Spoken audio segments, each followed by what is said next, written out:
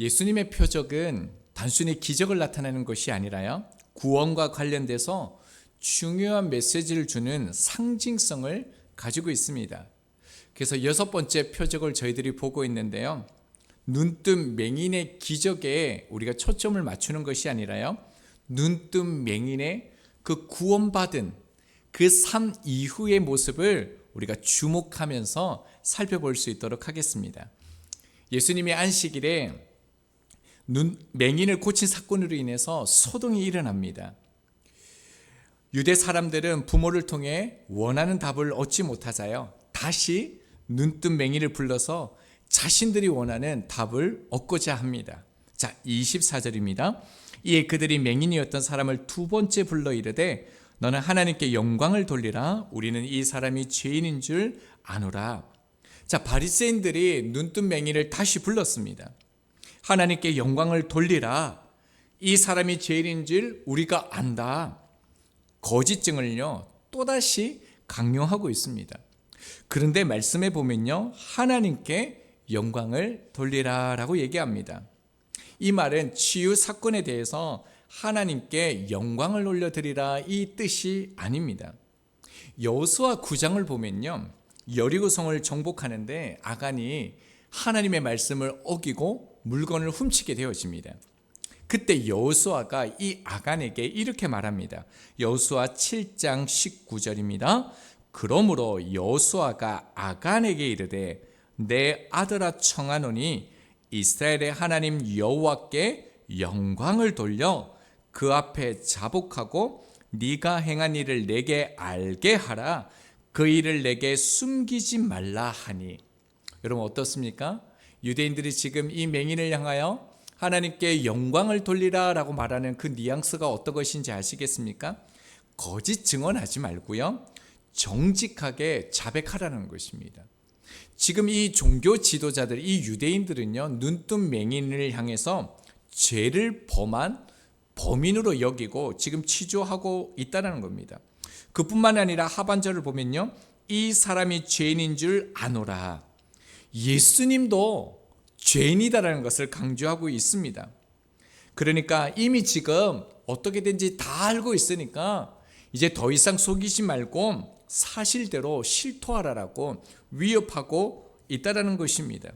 자, 25절을 보면 이 눈뜬 맹인이 뭐라고 얘기합니까?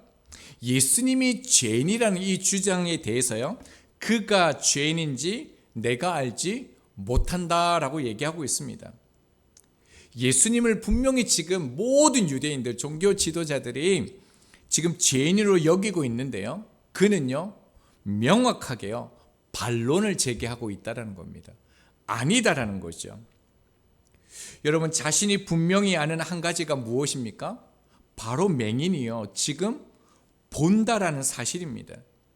이 눈뜬 맹인은요, 자신이 체험한 것을 부정할 수 없는 것입니다. 앞서 부모는 경험하지 못해서 회피하였지만요, 맹인은 증거가 있습니다. 경험했습니다. 자기 눈이 지금 열렸습니다. 그러니 아무리 부정하고 싶어도요, 내 눈이 열렸으니까 도무지 부인할 수가 없는 것입니다. 이 유대인과요, 이 눈뜬 맹인의 모습을 잘 살펴보시면요, 지식적인 신앙, 그리고 정말 예수 그리스도를 경험한 신앙이 어떠한 건지를 우리 가운데 잘 보여주고 있습니다. 자, 이렇게 말하자요, 26절에 뭐라고 얘기합니까? 그들이 이르되 그 사람이 내게 무엇을 하였느냐? 어떻게 내 눈을 뜨게 하였느냐? 이 질문은요, 앞서 했던 질문을 다시 반복해서 합니다. 왜 이들이 계속 반복적으로 똑같은 질문을 할까요? 지금 중간중간에 위협을 했습니다. 똑같은 질문을 하다가 이 눈뜬 맹인이요, 앞에 진술과 다른 진술을 하면요, 어떻게 할 겁니까? 예수님과 함께 싸잡아서 죄를 물으려고 계속 지금 똑같은 질문을 하고 있다는 겁니다. 그러니까 이 눈뜬 맹인도 좀 감정적으로 복 찾는가 봅니다. 27절을 보면 뭐라고 얘기합니까? 내가 이미 말했는데 또 말해야 됩니까? 라고 얘기하고 있습니다. 그리고요, 한 발자국 더 나가서 당신들도 그의 제자가 되려 하나이까? 라고 지금 도발하고 있습니다. 지금 이 말은요, 원문을 보면 부정적인 답을 예측하는 질문으로 되어져 있습니다. 그러니까 당신들도 그의 제자가 되려 하나이까? 이 말은요, 당신들도 예수님의 제자가 되려는 것은 아니지 않습니까? 이 말이에요. 제자가 될 것도 아니면서 왜 똑같은 질문을 반복해서 그렇게 묻느냐? 지금 이렇게 말하는 것입니다. 여러분, 놀라운 거예요. 지금 이 눈뜬 맹인이 지금 어디 있는 줄 아십니까? 여러분, 어딘 것 같으세요? 13절에 보면 데리고 갔다라는 말씀이 나오죠.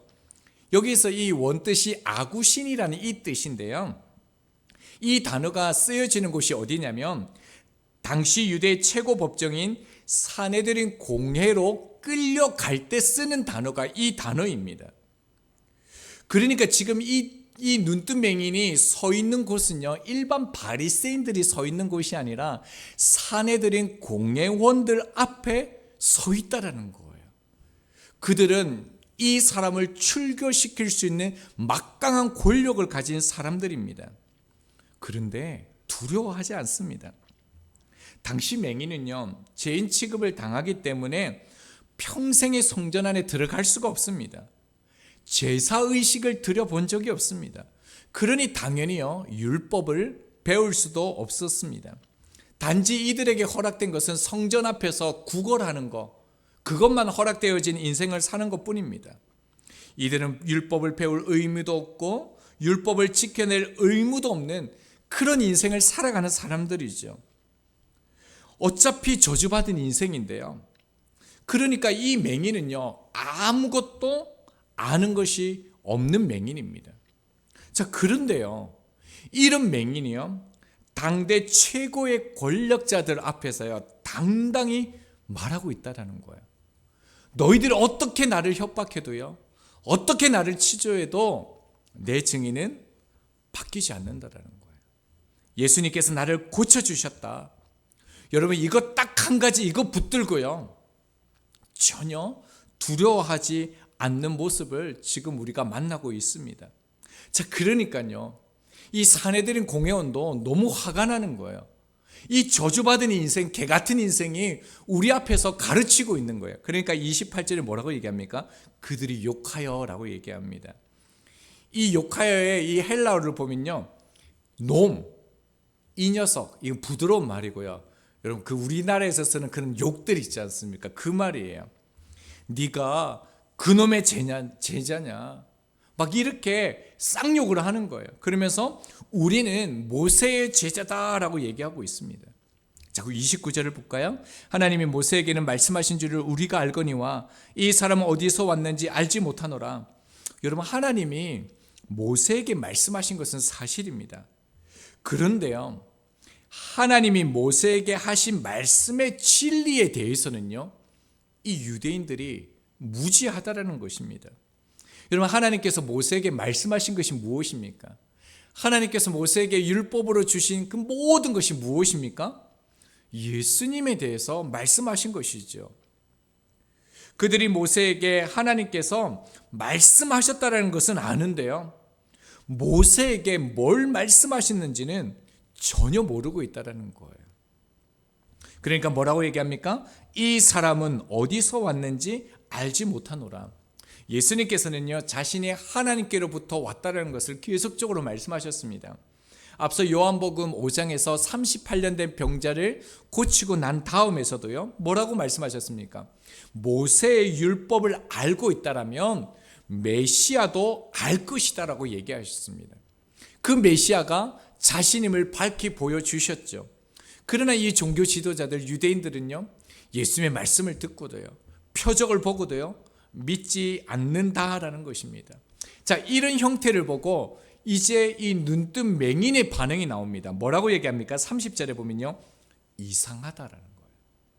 이 말은요, 놀랍다라는 겁니다.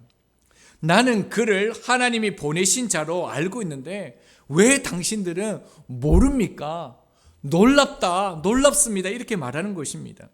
당신들은 하나님을 본다라고 얘기하는데, 율법을 다 한다라고 얘기하는데 왜 못 보냐라고 이렇게 말하는 것이죠. 여러분 여기서도요, 하나님의 은혜를 깨닫는 사람의 모습이 나옵니다. 하나님의 은혜, 하나님의 그 놀라운 그 역사심을 경험한 사람들은요, 하나님을 믿지 않는 사람들이 이상한 것입니다. 지금 맹인의 모습을 보면요, 영적으로 점점점 눈을 떠가고 있는데요, 종교 지도자들은요, 역으로요, 더 돌처럼 마음이 굳어져 가고 있는 것을 보게 되어집니다. 자, 그러니까요, 이제 이 눈뜬 맹인이요, 이 종교 지도자들을 가르치고 있어요. 31절입니다. 하나님이 죄인의 말을 듣지 아니하시고 경건하여 그의 뜻대로 행하는 자의 말은 들으시는 줄을 우리가 아나이다. 경건한 자의 기도를 들으신다는 것은요, 유대인의 핵심적인 사상이에요. 그래서 경건하게 사는 사람들 가운데 하나님이 함께 하신다는 것이죠.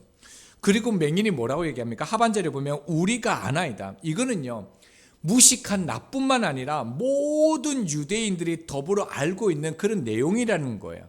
자, 그 내용에 대해서 또 설명하는데요, 32절을 보면요, 창세 이후로 맹인된 자의 눈을 뜨게 했다는 말은 들어본 적이 없다라고 진술합니다. 이것은 사실이에요. 구약에 이런 사건이 나오지 않습니다. 다만요, 이사야서 29장, 35장, 42절을 보면요, 42장을 보면요, 메시아의 오실 표적에 대해서 얘기하는데 눈먼 자들을 보게 한다, 보게 될 것이다 라는 것을 기록되어져 있습니다. 자, 그러면서요, 33절에 이렇게 얘기합니다. 이 사람이 하나님께로부터 오지 아니하였으면 아무 일도 할 수 없다라고 얘기하고 있습니다. 여러분, 지금 맹인이 얼마나 놀라운 말을 하고 있습니까? 하나님은 예수님을 통해 눈을 뜨게 하시는 은혜를 베풀었으니까 이 모든 것은 하나님이 하시는 거 아닙니까? 이 모든 사실은 누가 가르쳤다라는 거예요? 당신네들, 유대인들, 율법 지도자들이 가르친 거 아닙니까? 나 같은 맹인도 이 사실을 아는데 어떻게 당신들은 모를 수가 있습니까? 지금 맹인이요, 산헤드린 공회원 그들 앞에서요, 율법을 가지고 그들 앞에 가르치고 있다라는 것입니다. 어떻습니까? 맹인의 이런 놀라운 변화들을 보이십니까? 눈뜬 맹인 처음에는 예수님을요, 그 사람이라고 얘기했습니다. 그 다음에는요, 선지자라고 얘기했죠. 그 다음에는요, 하나님께로부터 오신 분, 메시아로 지금 고백하고 있다라는 겁니다. 믿음이 점점 성장하고 있습니다. 그러나 종교 지도자들은요, 영적으로 더욱더 무지해 가고 있다는 겁니다.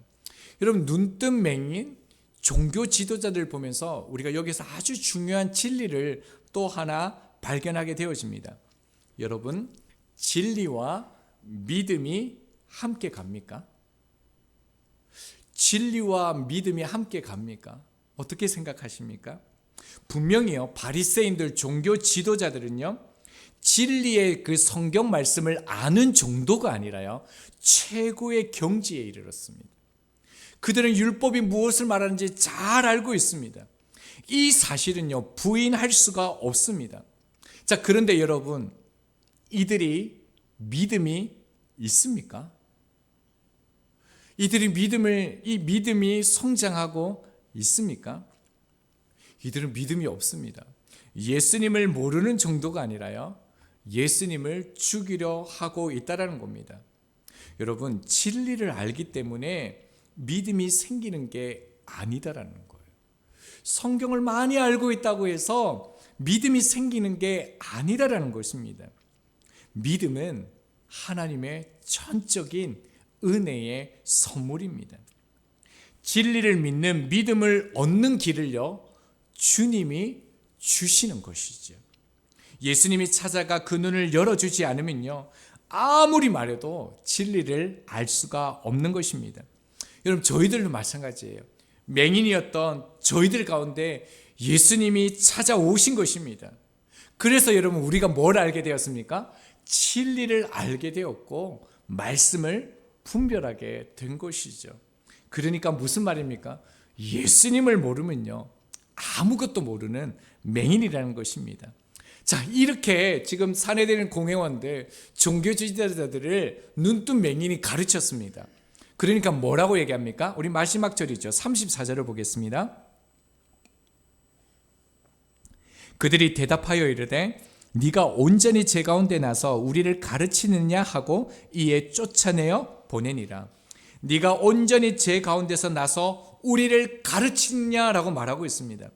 여러분, 진리 안에 서 있지 않으면요, 참된 믿음 안에 서 있지 않으면요, 출신, 자신이 가지고 있는 가정, 백그라운드시요, 학벌, 권력, 힘을 가지고 사람을 정죄하고요, 비판하고요, 억누르는 것을 우리가 보게 되어집니다. 그러니까 더 이상 할 말이 없으니까 어떻게 해요? 쫓아내 버렸습니다. 여러분, 여기 말씀해 보면 쫓아냈다라는 이 표현은요, 단순한 표현이 아니에요. 세 가지를 성경에서 특별히 썼는데요. 침략해서 적을 내쫓을 때, 그리고요, 나라, 정부에서 추방할 때요. 그리고 또 한 가지가 뭐냐면 귀신들을 축출할 때 쓰는 단어가 쫓아내다, 이 단어입니다. 그러니까 얼마나 분노하면서 이 눈뜬맹이를 내어 던졌는지, 쫓아냈는지 알 수 있습니다. 이것이 무엇입니까? 출교를 당했다라는 것입니다. 눈뜬 맹인의 삶을 우리가 좀 살펴보면요, 눈을 뜨게 되는 놀라운 기적을 경험하지만 이 일로 자신은 내쫓김을 당하기까지 유대 그 종교 지도자들에 의하여서 상상할 수 없는 그런 협박과 고통을 당하게 되어집니다. 너를 고쳐준 사람이 하나님으로부터 오신 예수 그리스도가 아니다. 예수 그리스도는 죄인이다. 인정하라. 이렇게 명령하죠. 그리고 이 사실을 인정하지 않으면 너를 추방하겠다, 출교시키겠다라고 위협했습니다. 그러나 눈뜬맹이는요, 예수님을 부인하지 않았습니다. 여러분, 어떻게 이렇게 어려운 삶을 살았던, 평생 그 구걸하는, 앞못 보지 못했던 이런 비굴한 인생을 살았던 이 사람이요, 담대할 수 있었겠습니까? 그것은 단 한 가지뿐이죠. 예수님을 만났다라는 이 사실뿐이었다라는 것입니다. 지금 내 삶의 처지를 보면 원망도 나오고 불평도 나옵니다. 그러나 예수님께서 나를 치유하시기 위해서 받게 될 비난과 그 박해를 본 그는요, 예수님만큼은 도무지 부인이 되지 않는 것이었습니다. 아니, 이 맹인은요, 예수님을요, 부인하고 싶어도 부인할 수가 없는 것입니다.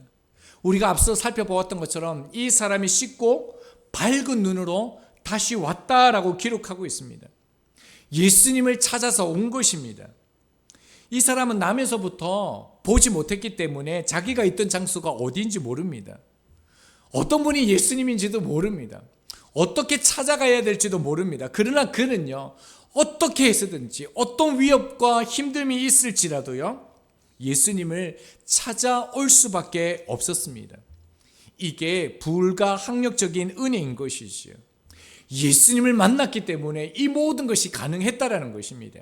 누가복음 19장을 보면요, 당시 매국노였던 삭개오가 나옵니다. 그는 그 모든 이들로부터 원성과 혐오를 받았습니다. 죄인, 창기들로, 이교들로, 이방인으로 취급받던 그런 사람이었죠. 그런데 여리고를 지나가는 예수님께서요, 삭개오를 부르셨습니다. 누가복음 19장 5절입니다.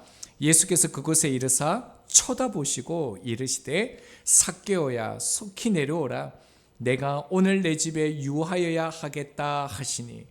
여러분, 얼마나 놀라운 장면입니까?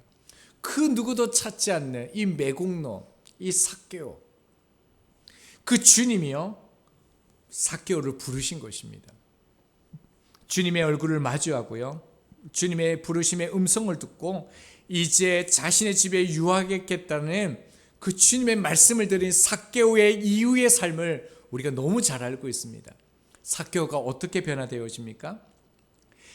누가복음 19장 8절입니다. 삭개오가 서서 주께 여짜오되 주여 보시옵소서.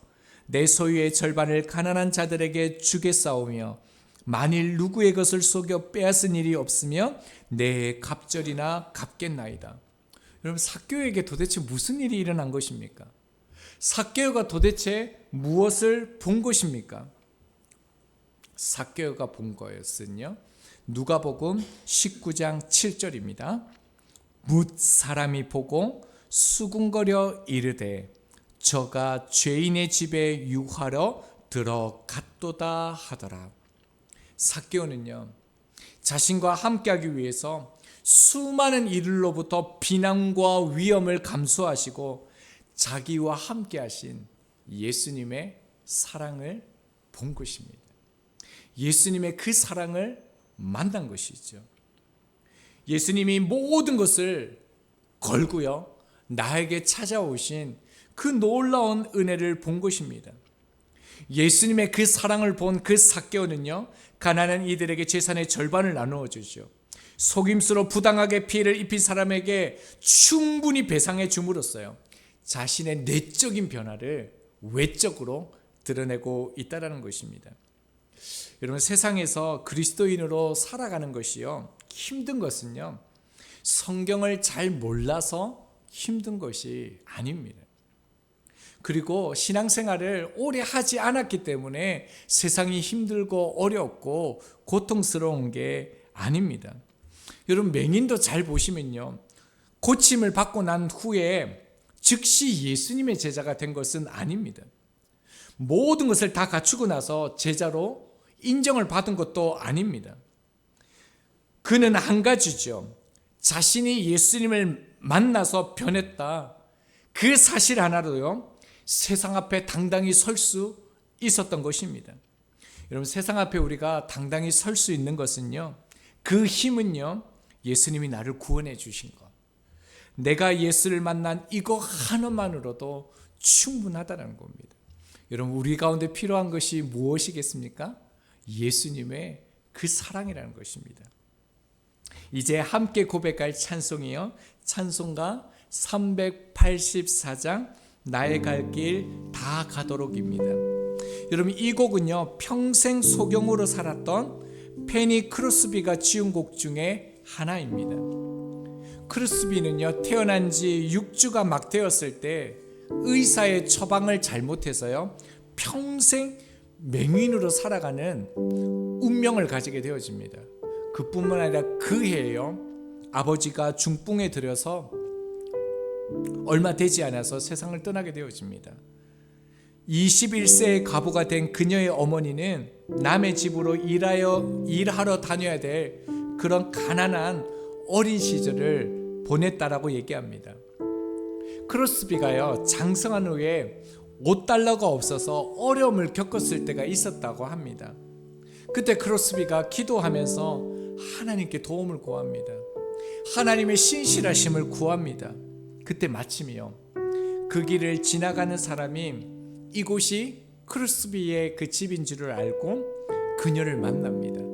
그리고 잠시 대화를 하고 난 다음에 그녀에게 $5를 주고 갔다라고 얘기합니다. 정확히 $5입니다. 여러분, 우리나라 돈으로 약 7,000원 정도입니다. 여러분, 크로스비가 7,000원을 받고요, 하나님의 은혜, 하나님의 사랑에 감격하여서 지은 곡이 뭐냐면요, 우리가 부르게 될 나의 갈 길 다 가도록 예수 인도하시니, 이 찬양입니다. 여러분, 이 위대한 찬양이요, 수억 원을 벌었기 때문에, 내 인생의 놀라운 기적을 경험했기 때문에, 죽을 수밖에 없는 그 상황 가운데 나를 살려주셨기 때문에 이런 찬송을 지었고 고백한 것이 아니다라는 것입니다.